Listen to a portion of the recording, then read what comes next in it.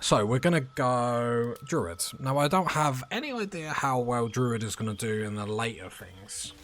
The idea that our opening in combat is going to be cast concentration and then go straight into animal form. And then it's my understanding of like, do we lose concentration while we're in animal form? I'd assume so. But it's very interesting for our stats, because then when we go into animal form, we get like totally different stats and whatnot. So then it creates, a little bit of fun. Right, so what we're going to do is, I had a really good think about this.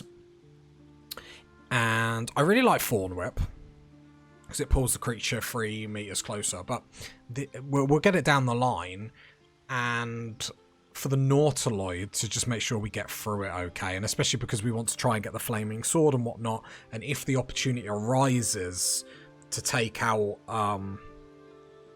more people, I actually think it's better to go into that and Guidance. The Guidance gives us a little bit more help with the check, in particular to get the brain and whatnot, and just make sure we don't fail anything on the way. We have Guidance even before we get Shadow Heart. Plus later down the line it possibly means we don't need Shadow Heart. But between this and Thorn Whip, like, I'm gonna go in this, but the minute we get off the Nautiloid, we hit level 2 and then we get our animal things, we're gonna be absolutely fine. We will go Guild Artisan because I'm not planning... So this isn't going to be a Charisma build. Now, I'm not sure how I feel about that, but my whole logic is she's not... I was about to say, she's not intelligent, but that's not the thing. Her thing is like animals and stuff like that. And I think it'll be actually fun to play like a character that's not particularly like worrying about maxing charisma out and stuff like that. So it'll be a very different playthrough. I'm sure it's going to have a lot of learning curves, but let's be honest, I do nothing easy, so why start now? Intelligence... might just have it at 10. I don't like dump stacks. Like, there's some intelligence saves. I don't want Charisma 8 and dump that, because then we're going to get a minus on Charisma checks. Like, we dump that to 8, we hover over them, all Charisma checks we're getting like a -1, and that doesn't feel good at all, just because we are the face of the party. I think at least making sure we have a base for that's fine. Especially for intelligence, not that that's as big of a deal.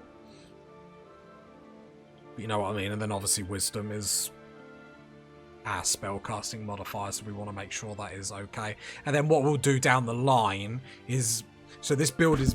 Oh, as I smack the microphone out of pure excitement. And then what we want to do is, because down the... So we've got this build here, because with it being honor mode, we don't know if we're going to get the Hag's Hair. So if we don't get the Hag's Hair, we're going to keep it exactly like that. And then if we do, we can then just pump Wisdom up by 1. And what? And then we can pump Constitution down by 2 and just reshift things like that. But then if we don't get the Hag's Hair, it's no bother. Then Prepared Spell. So Healing Word is so good, especially as a bonus action. I'm not quite sure how casting is going to go on this character. Never played a Druid before, then we're going straight on to Honor mode, so it's going to be absolutely hilarious. But one thing that I would like to do is definitely Long Strider, because that's a ritual spell. It doesn't actually take a spellcasting slot, so we can literally just, in the morning, wake up, cast it on everyone, and then everyone's movement speed is increased by 3 meters. Pretty banger. We could also do the same with Enhanced Leap, in all honesty. I do like Ice Knife. I do like Entangled. Like, there's a lot of good stuff here.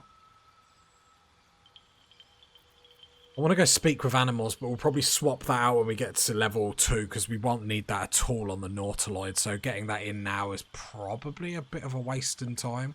So then it's a case of, do we want Ice Knife and Fairy Fire?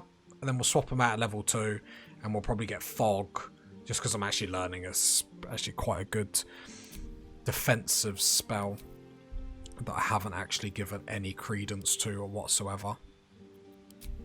I was just looking at that hair and I was like, I don't know if that's me. Okay, Does anyone else take too long in character creation? Like the amount of times like in games I'll create a character and then I'll literally like... Is there any way I can make...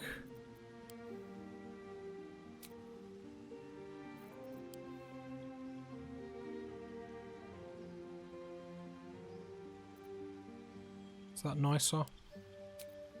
Not as bright. Like, I'll make a character and then like a little bit into a playthrough just like not like something about them and just like absolutely delete them and just start again. I do like that hair.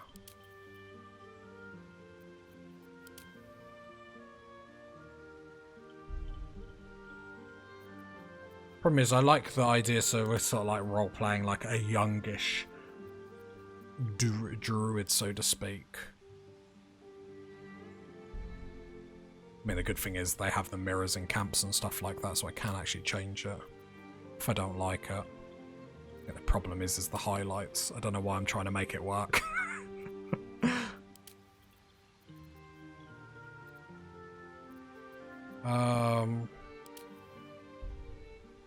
Yeah, let's go with that. Right, so we've got all our stuff. That's what we're going to go with. So we're going to go with the Druid. I don't think we're going to multi-class the Druid, although I am hearing a lot of good things about putting a bit of Fighter into it. Although Fighter is sort of the go-to for a lot of stuff just because of the action surge to get another action, which is obviously very, very good. I feel like that's bang-a-lang, and when we come out of it, we are going to...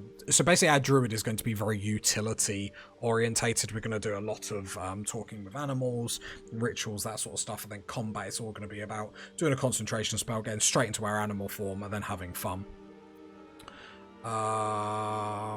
Proceed.